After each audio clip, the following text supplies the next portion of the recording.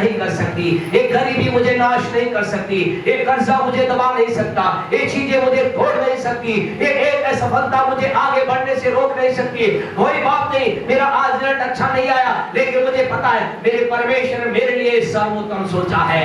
मेरे परमेश्वर के पास मेरे लिए, परमेश्वर आपसे कहना चाहते, प्लान ए आपके जीवन में फेल हो गया, चिंता न करें, God has a plan B for you. आपके पास परमेश्वर के लिए प्लान बी है, और आपसे कहना चाहते प्लान बी जो है ए से ज्यादा सर्वोत्तम है, ए से ज्यादा अच्छा है। अगर आपका बी प्लान फेल हो गया, परमेश्वर प्लान सी है, और ये प्लान सी परमेश्वर आपसे कहना चाहते ए और बी से और ज्यादा सर्वोत्तम है। आप कभी ना सोचे मैं यहाँ फेल हो गया, मेरे जीवन में ये हो गया।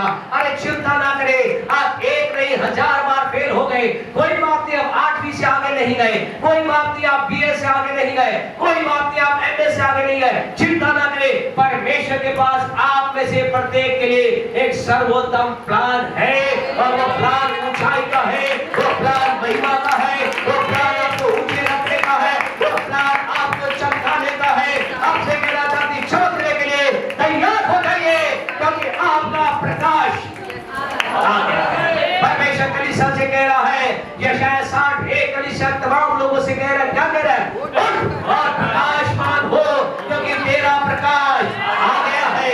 सारी पृथ्वी पर तो अंधियारा है, लेकिन तेरे ऊपर क्या हुआ है? परमेश्वर का तेज उदय हुआ है। आपके ऊपर खुदा का तेज उदय हुआ है। आपने परमेश्वर के प्रकाश को अपने अंदर लिया है, आपने यीशु को अपने अंदर लिया है। चिंता ना करिए, परिवार ने आपको छोड़ा, हम कहना चाहते सिस्टर सोनू, चिंता ना करिए, वही परिवार आपको आदर के साथ ग्रहण करेगा। आपसे कहना चाहते, आप में से तमाम लोग आज जीवन के अंदर एक प्लान फेल हो गया, आपका ये सर्वोत्तम प्लान परमेश्वर की ओर से आपके लिए आ रहा है, लेकिन करना क्या है? करना क्या है? करना ये है, परमेश्वर के लोगों दिन और रात परमेश्वर के मन पर क्या करना है? ध्यान करना है। घर पे ध्यान करना है, कॉलेज में ध्यान करना है, नौकरी पर ध्यान करना है, दिन और रात उस पर ध्यान करना है, मन लगाते रहना है। क्योंकि भजन 1:2 में ऐसा लिखा गया है कि वो क्या करता है? वो तो यहोवा की व्यवस्था से प्रेम करता है, वो तो व्यवस्था से बहुत अति प्रसन्न है, वो तो यहोवा की व्यवस्था से क्या है? अति प्रसन्न है, और दिन और रात क्या करता है?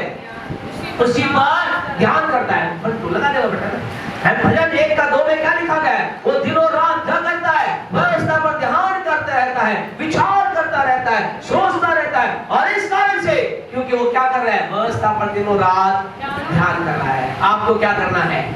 बोले मुझे दिन और रात परमेश्वर की व्यवस्था पर ध्यान करना है, मनन करना है, उसके बारे में सोचना है। मनन करने का मतलब जानते क्या परमेश्वर के लोगों? मेडिटेशन का मतलब क्या है? मेडिटेशन का मतलब है बार बार उसे बोलना।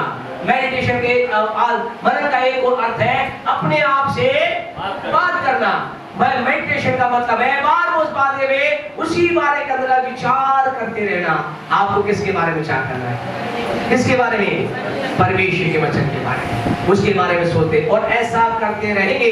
तो इसी भजन 1:3 में ऐसा लिखा है, वो क्या है? वो उस पुरुष अर्थात उस व्यक्ति के समान है जो कैसे रहती, तो उस पेड़ के समान है जो क्या कहाँ लगाया गया है? रहती नाले किनारे लगाया गया है, और जो क्या होगा? अपनी ऋतु में फलवंत। आपसे कहना चाहते, आपकी फलवंता की ऋतु आ गई है, आपके फलवंत होने की ऋतु आ गई है।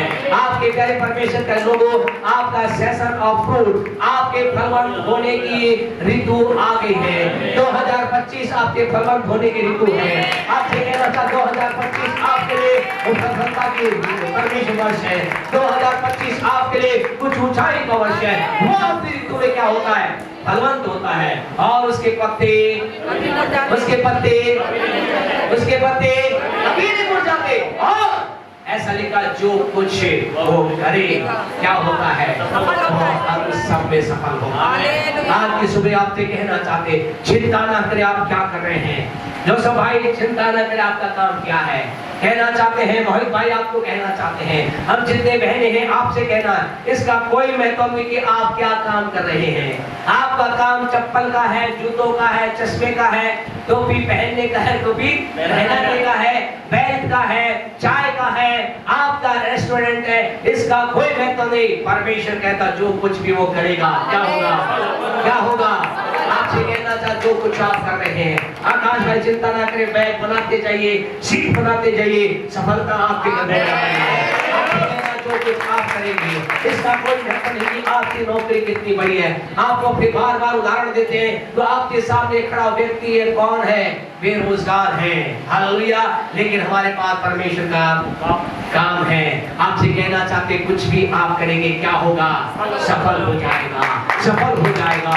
आपके जब कर्म से वह सफलता का डर निकल जाएगा। आज कई लोग डरे हुए हैं, यदि ऐसा नहीं हुआ तो कारण क्या है, व्हाट इज द रीजन, कारण क्या है, वो क्या कर रहे हैं भवन में, प्रार्थना में तो किसके बारे में मनन कर रहे हैं, वचन पर मनन कर रहे हैं, लेकिन अकेले में बार बार इसलिए बोल रहे हैं। जब आप अकेले में जाओ तो आपको याद है, हाँ ऐसा बोल रहे थे, मैं अकेले में क्या करता हूँ, दुनिया की चिंता, बातों की चिंता करता हूँ। अब मैं क्या, जब आप अकेले में जाएं, ये सोचना, क्या करना, वचन पर मनन करना, सोचते रहना। आप अकेले में हैं तब भी क्या विचार करते रहना। परमेश्वर को आपके जीवन के अंदर डर की हिम्मत नहीं कि क्या हो सके, रुक सके। आखिरी बात बोल करके हम बंद करेंगे। परमेश्वर के लोग लास्ट पॉइंट बोल करके हम बंद करेंगे। डर से आप मुक्त होना चाहते हैं, क्या करना होगा।